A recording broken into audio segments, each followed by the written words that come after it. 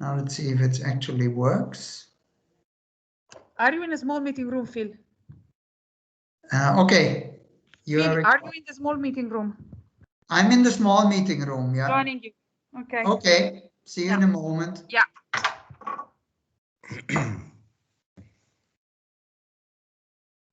So okay. You had some relaxing days off during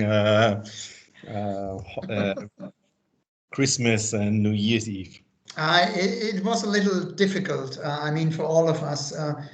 I live in Italy, so just across the border, and Italy was a red zone for most of the holidays, which is a complete lockdown. I guess it was similar to Germany. You're in Germany, aren't you? So the situation is quite similar here in Munich. So I'm based in Munich. Ah, close to the border. Yeah. The office is in Cologne, but I'm from Munich, and Munich is one of our focus cities. And it has a little bit something to do with my history at Pernod Ricard. But here in Bavaria and Munich, we have more or less we are a red zone as well, and we have a complete lockdown since mid of December, and the lockdown will not end. I will stop. No. Annalisa just came in. Here I am. I bring you a chair. Thank you. Yeah.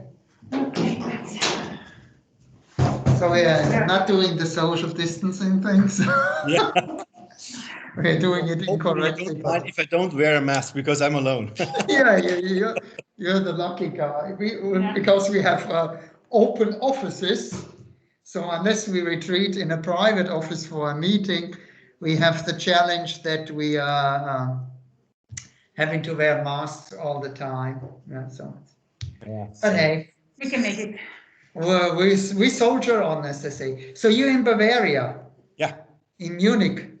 Which is nice, München. And also, I would say probably a predestinated location for Pernod Ricard, given the, what was it? That was always based around Champagne, Schickeria? Was that back in the days? Yeah, this is a very special word here in Munich, the Schickeria, because we have a certain scene or peer group of people who we call the Schickeria. It's a long history. Posh people, you know. Yeah, Schickeria, yes. I'm Italian, so yeah. Schickeria, yes. Yeah. I don't know this. I didn't know, but you used to live in. I was born and raised in Germany, so I record that. And in the 80s, there was a TV show, I guess, even regarding that. Yeah, back in the days. Yeah. Okay, I don't remember, but don't worry about it. You're too young. Yeah, too young. I'm an old guy. Look, not a lot of hair left there. Yeah, all torn apart. So thank you for taking the time out of your busy schedule. We highly appreciate that. My pleasure. How would you like to start? Would you know, what do you need to know? How can we be of assistance in terms of, we want to, do we need to explain to you or elaborate upon what we are actually after? That might help. So maybe it would be a good introduction for me again. Of course, Alex wrote me several emails on this topic and on this project. But as this is my first day in the office again after my break, I would appreciate if you say some words as an introduction. What the key facts of the project are, and how can I help you with here in Germany with Excellent. Perfect. Annalisa and I are researching and working together on customer experience research, in particular for the high net worth individuals and the ultra high net worth individuals. So we conducted research with tailoring, art collection, super yacht owners, etc., to find out is the experience of the super rich, uber rich, and high net worth individuals, and their perception of luxury different from everybody else's. And based upon this research, we then, which was very well received by the entire business community, more and more partners and potential research partners contacted us and asked if we can conduct research in particular to find out A, what is the experience of their customer, and B, more importantly, what drives their purchasing behavior. Meaning at the end of the day, customer experience is nothing else than making your customers buy more and more often from you. This is all that customer experience management is. It's not huffy-puffy emotions, feelings, and so on. It's what makes people tick, what matters most to them. So we started out with VistaChat as a follow-up, and VistaChat was kind enough to initiate a project which is called 100 Voices. So it's 5 corporate partners with 20 of their clients to find out not only what is particularly interesting for Pernod Ricard clients, but for ultra high net worth and high net worth individuals in general, to get a better feeling. Are there differences according to the service? For example, do you expect a different experience from a super yacht than flying private or having a nice spirit? So all these kind of things and nuances. And so we're working with a lot of partners, VistaChat. There are others lined up like Exclusive Resource, Christie's, Knights Frank, Lamborghini, and so on. Audemars Piguet. Yeah, so, and one of the brands that joined us, gladfully, we're very happy about it, is Pernod Ricard. And by our conversation with Alex, one thing that came clear is while your traditional, how shall I say, go-to-market option is either the trade or retail, you also have more and more an initiative that goes directly to consumers. So it's a connection either by your this particular stores you have, this particular programs that you have, etc., etc. And Alex was very keen to highlight this might be the future of spirits or a company like you and your competitors. Exactly. Because at the end of the day, you are pretty much outsourcing the experience to somebody else, which in this case then doesn't necessarily mean that you can control it. And often your brand is just one of many brands. So you're never in complete control of the customer experience, unless it's some kind of co-event that Formula One or whatever, or a fashion show, put on an event and you are the exclusive provider of champagne, spirits, etc., etc. But even there, you are not in control. So there's a clear tendency, in particular in this kind of field that's traditionally B2B, that you get closer to your customers, to understand them better, and that they build a relationship with you, not the people who represent you. Because if people represent you, they also represent other brands. So there's also, how shall I say, often in this B2B environment, there's the fear that somebody puts forward a particular brand as a lure to get somebody in, and then they sell them other products, you know, where they have a bigger margin on. It happens very often that they say, look, we have here the Mon, or we have your cognac, but then you might want to look at this cognac because they know they get a better margin from Diageo or benefits, whatever, or other benefits, you know, from it. So Alex has it completely right that there need to be more done in direct to consumers. And this is where we are asked to assist, to find out what is the experience with Pernod Ricard or the particular brand that's there, and how do people perceive the experience and what kind of experience are they looking for in the future. And this is why we got in, we were kind enough, Melanie, Miss, what is it again? Macaron de la Cloche. Cool name, by the way. I tell her all the time, you know, ta-da, open the cloche. There's the macaron. Yes. Yeah. Introduced us to several stakeholders And for us, it was important to talk to people like you, Mr. Stuehler, because these are your people, these are your clients, these are your precious, so to say. So we want to make absolutely certain that you are comfortable and confident in the approach that we are taking. We don't want to take anything away. We just want to add value that we can bring to it. And we believe, and we set it out right from the start, and Annalisa highlighted that first we should talk to the key account managers. So you are comfortable with it, and you also better understand what the purpose of it is.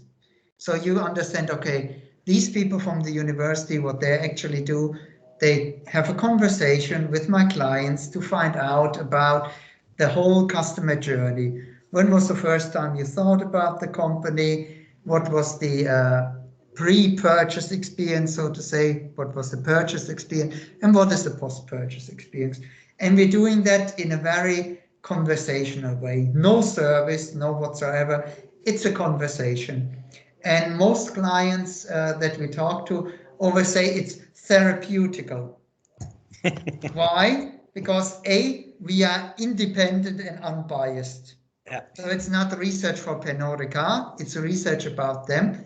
And secondly, we are trained in psychology to use certain tools to make them flow the conversation.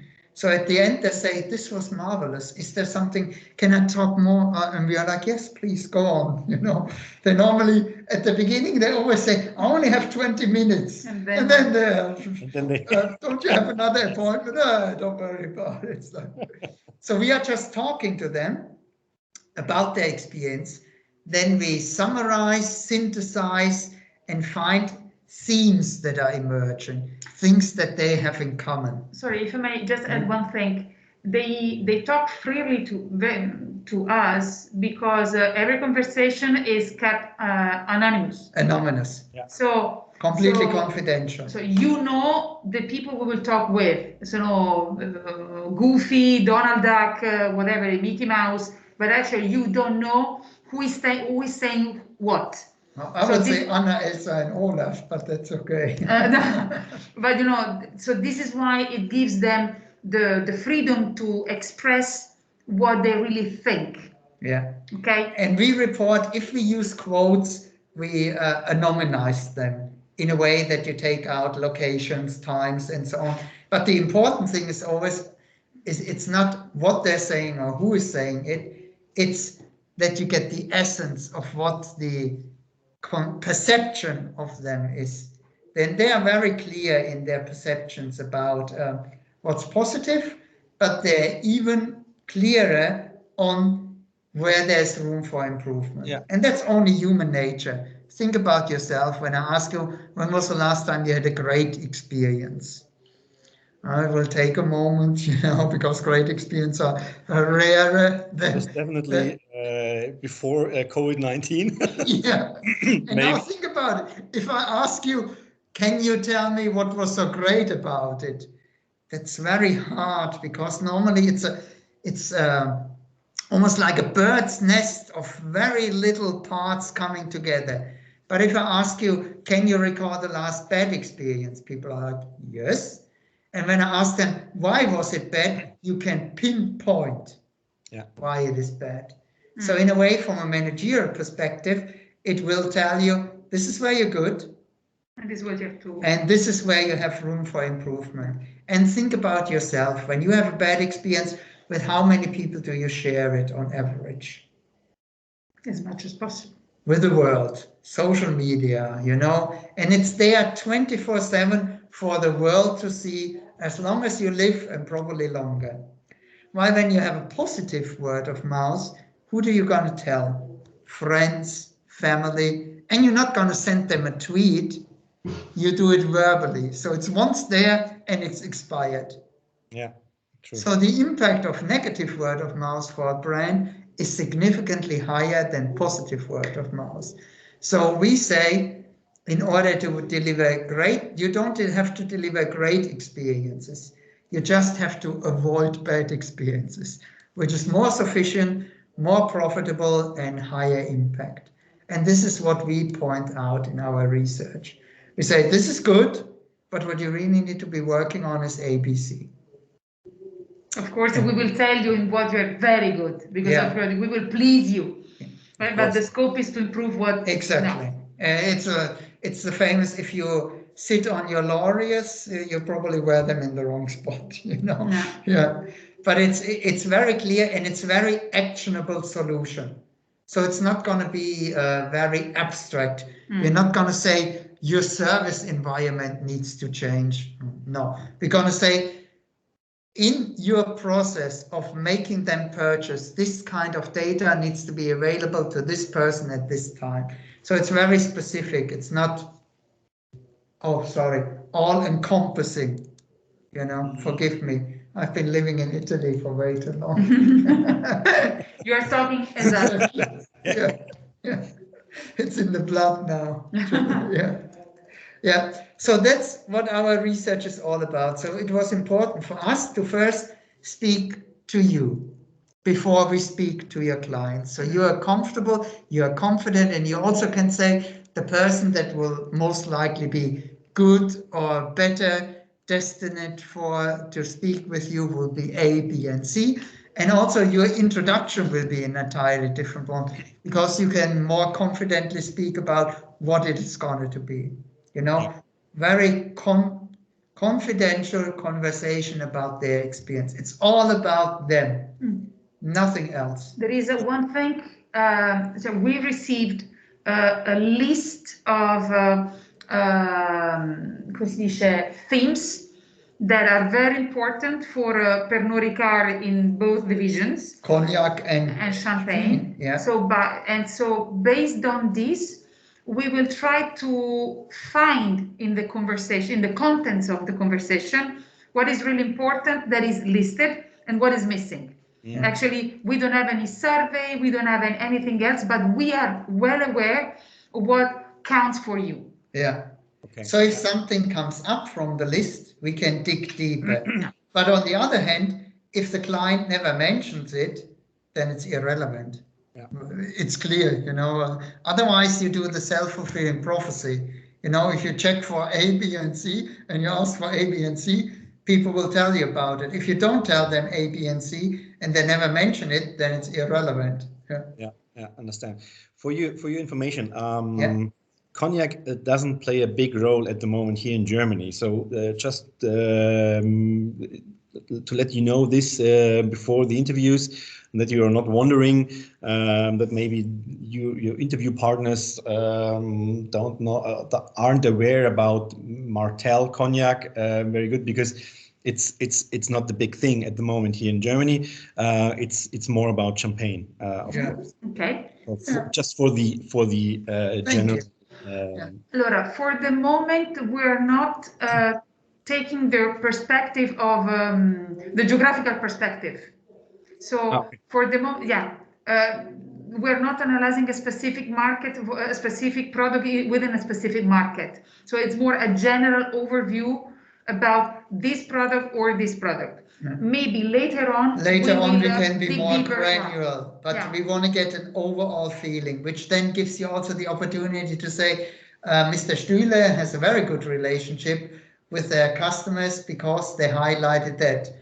You in Japan have a very good relationship with them because they highlighted that. Clearly, they are looking for different experiences. Yes. So you need to manage it differently. So you cannot have one global strategy, one size fits all.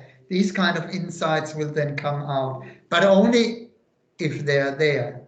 Could also be that there are things that they all have in common, which then makes it easier for Pernod Ricard in terms of communication and so on. Yeah. And how we will proceed? Do I get a kind of list with maybe attributes of my clients which could fit more or less, or we leave it up to you. You are in total control, Mr. Stuehler. Okay. You tell us who you believe will be worth it. Then in the first step, you will contact them. We send you, can Can we send Mr. Stuehler the email that we normally have? So we have kind of email. official invitation for the, Yeah. yeah, very good. Okay, so Because you know we are Germans, and Germans are normally very correct. And shall we translate it into German, or shall we leave it in English? What do you think? So this is another point I think Melanie already mentioned. Yeah. I guess I have at least one or two clients in my network who are good consumers or clients within my network, but I'm not sure if they are so comfortable in talking in English. So no problem. It's not a problem. What we can do, and what you can translate the letter in this case, the invitation exactly. letter. I will send you the invitation letter in English, and if you tell me you need it in just highlight it who needs it in German, and then we send it in German to them. But in the first stage, you can use this the information in this email in order to say, okay, I'm gonna send now an invitation to A, B, C, D, E. And once they say okay to you, then you introduce us. So it's a sequential one, because I'm sure your clients have a relationship with you. They want to first hear from you, and they probably have a question. They're probably going to call you up and say, who are these people? Why do they want to talk to me? Definitely. And then you can explain it. If they say okay, then you say fine, forward us the contact emails, like a short introduction email, and we send this email that we are going to find. Unfortunately, Annalisa has millions of I will find it. So emails. Yeah. So we will send you that, and then you have an idea, and then you just say the important thing we always say is it's university. It's the University of Monaco, which always has a certain ring to it. And they would like to talk to you about your experience with us. You know, it's all about you and your experiences in order to improve your experience. End of story. Unbiased, completely confidential, and anonymous. And if they say, yes, we would like to, you send us an introduction email, and we send this follow-up email to tell them this is how it is. Yeah. But if it's okay for you, I would like to have the invitation in English and in German already. Yeah. Because I think I would send them the invitation in German, and maybe in English as well, except to these two people I have in mind. And then I will ask them if they are comfortable in talking English. Yeah. What they prefer, we can just ask them, do you prefer to talk to us in German or in English? Okay. Both work. Yeah. So they are in control. Yeah, very good. Okay. Yeah. So we'll first send you the English one, so you have an idea when you send your email, because this invitation email is going to be once they say okay to you, then we send them this invitation. Does it make sense? Yeah.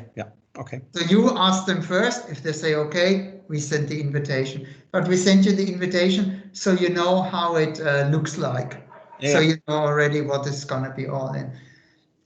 If not, just find somebody that we send it to. But I didn't send it. No, you are always CC'd. But I don't know where this is why I'm looking for who is the sender. You can send me the invitation. We will find it. Yeah, easy. Ja. Und ich kann selbstverständlich mit Ihren Klienten auch in Deutsch sprechen, kein Problem. Sehr gut. Und ohne Maske. So they're not going to get scared. Yeah. Yeah. Do you have any other question about the process, about, I don't know, whatever? No, I don't think so at the moment, because there was one point. This was, of course, the language. And the other point was if you expect a certain group or a certain person, because to be honest, I'm not aware if I have a super yacht owner in my network, so I'm not sure if I have ultra high net worth individual, but I have, of course, a lot or several high net worth individuals here in Germany, and where I know it would be interesting for you to talk with them. Yeah. And this was for me important, just to let No, this. I completely understand, Mr. Stuehler, because it's also important for you that it's a comfort level there. You know that you say that's okay, and don't worry about it, because while we have the ultra high net worth individuals, your personal Pernod Ricard is about your clients. Yeah. It's just about your clients, independently from everybody I was else. looking for the Japanese guy. Ta-da! There you go. I have maybe one more question about the interview. Yes. Maybe you heard about our different kind of clusters, because we have another cluster. It's called Henry's. Maybe you heard about it. Yeah. Yeah, they are high. Henry's couldn't be in there too. They are not that rich at the moment, but maybe in 5 or 10 years, are they relevant too or not? Absolutely. In this case, let me. Could it be interesting to know who are they, just for us? So it is not. It doesn't change the content of the conversation, but in terms of segmentation. If you tell us, I mean, they are absolutely fine. Invite them. We would love to talk to them. Just let us know, like in an email, to say Henry, high net worth individuals, etc., or any other information that you believe is relevant, like a very good customer, VIP, or just starting. I will provide you with some basic information about some demographics, for the lack of a better word. That you understand the role of this kind of person better before you start. Perfect. Yeah. Excellent. So this would be maybe one categorization that I say, okay, it can be a high net worth individual or a Henry. Yeah. So among the Henrys, there's maybe another group of people who are just absolute champagne lovers, for example. So they are they let's say I have maybe some people in my network who are at the lower stage of a Henry, but spend a lot of money in champagne because they are just crazy for champagne. Is this relevant for you too, or would you say no, keep it more general? It's more we know, better it is, but actually exactly. The more information you have, the easier it is for us later on if we go more granular. So in research we say you can never have too much information. You know?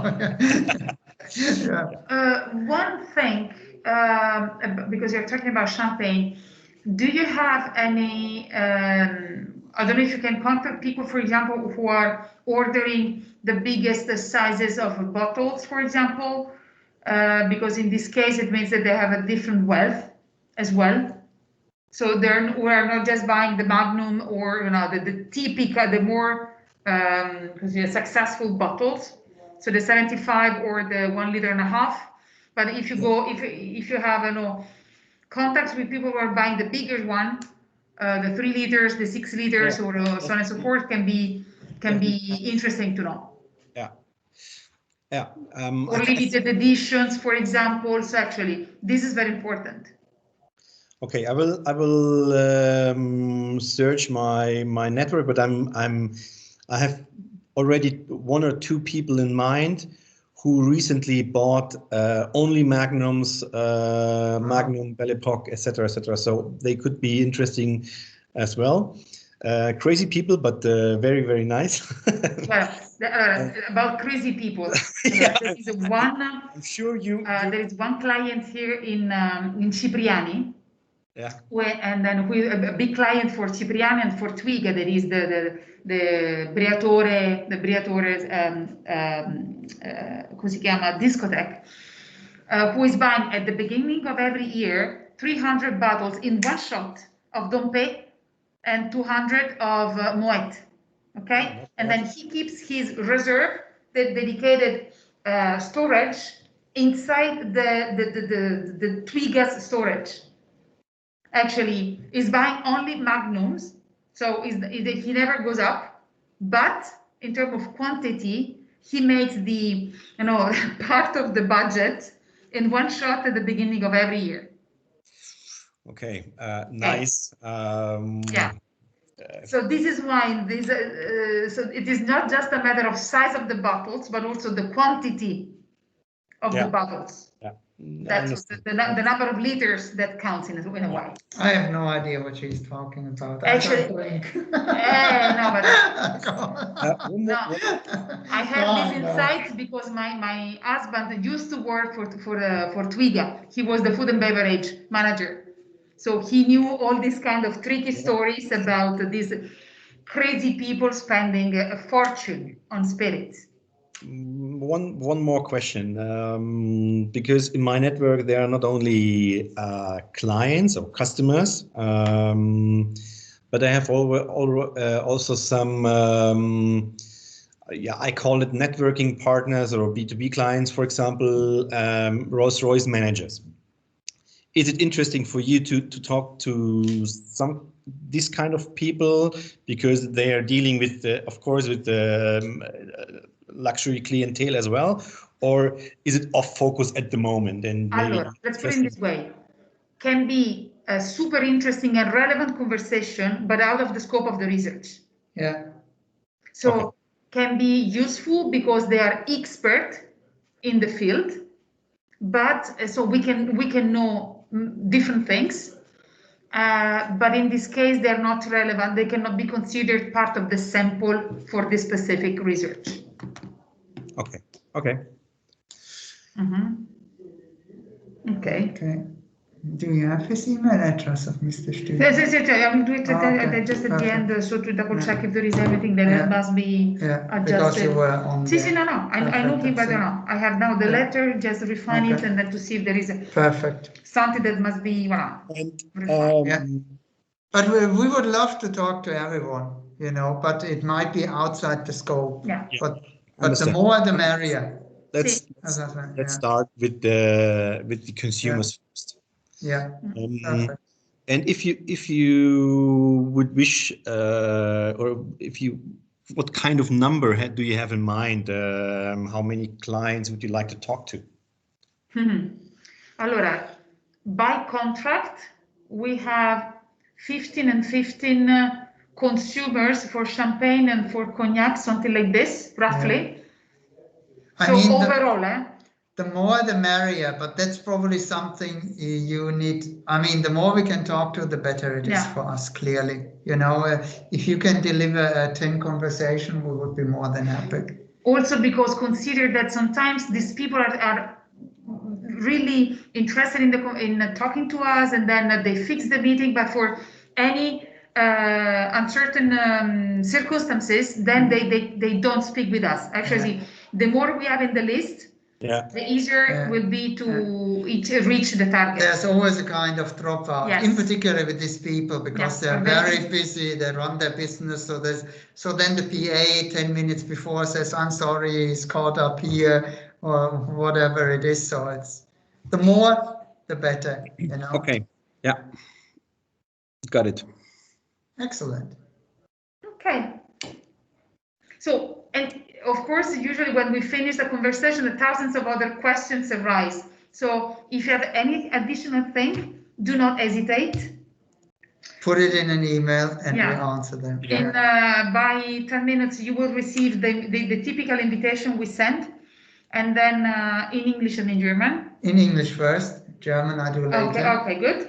Voilà. And then that's it. In German on Tuesday, because we have two papers to finish over the weekend. But at least you already know what is it. But you know what it will be. Yeah, it will be in German. Don't worry. Not so in a hurry.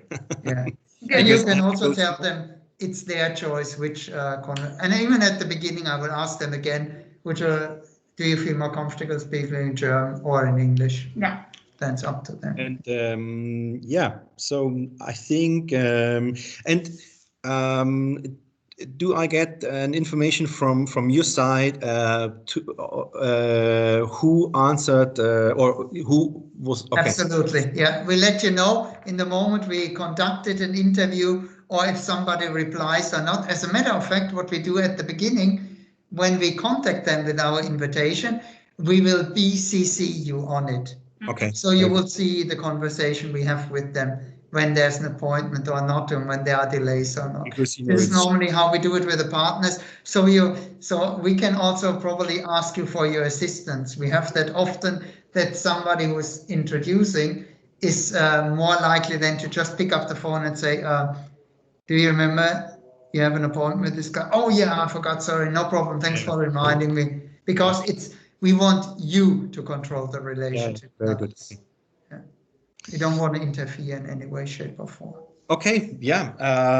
So let's give it a try. I would say I get your invitation form. I will go through my network in the next days, and we'll categorize some interesting clients for you, and then I will send you the list. I think I just will keep send you an update what kind of people I chose from my network, and then I'm gonna contact them at the same time, and then we will see what's happening. Exactly. Excellent. Okay. So did we answer all the questions that you have for now, Mr. Stuehler? Yeah, definitely more than this. It's super interesting and exciting project. And yeah, if a question should occur in the next couple of days, I'll let you know and send you just a quick email. Yeah. Excellent. Thank you so very much. We're looking forward to working with you on this exciting project. Yeah, me too. Thank you very much. Yeah, I have to refresh my German because I haven't taught in German since I'm 15 years old, but I hope I will be all right. Ja, indeed, Ja, meine Muttersprache ist Deutsch, aber mit 15 Jahren habe ich Deutschland verlassen und seitdem nur in englischsprachigen Raum oder in englischsprachigen Gesellschaften gearbeitet. Insofern immer nur Englisch, Englisch, Englisch. Auch Träume, Zahlen, but Reaktionen, alles auf Englisch. But your German is still very, very good. Oh, thank you. So grammatically, of course, but I can hear a slightly accent meanwhile, but I think that's normal. Okay, thank you. Vielen Dank. All right. Grazie. Grazie. Talking to you soon. Yeah. Have a good day. And please take good care of yourself. Yeah, you too, please. Stay safe and healthy, please. Healthy, yeah, we will. Thank you. Okay, talk to you soon. Have a nice weekend already. You too. Bye-bye. Bye. Bye.